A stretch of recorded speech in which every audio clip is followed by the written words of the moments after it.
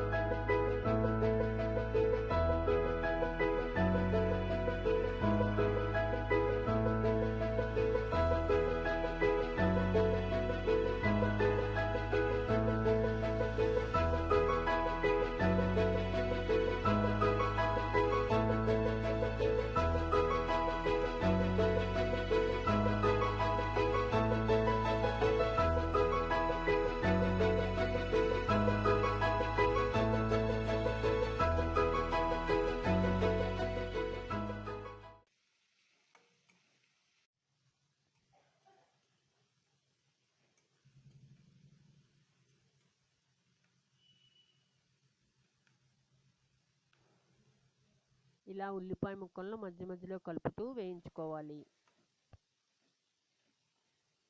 ఈ పోపు వేగిన తర్వాత ఈ ముద్దను దాంట్లో వేసుకుని బాగా కలుపుకోవాలి.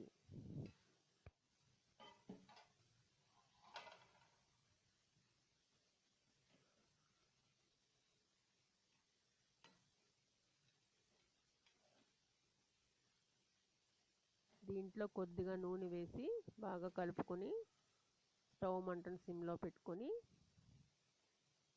మూత వేసి 10 నిమిషాలు అలాగా ఉడకనివ్వాలి.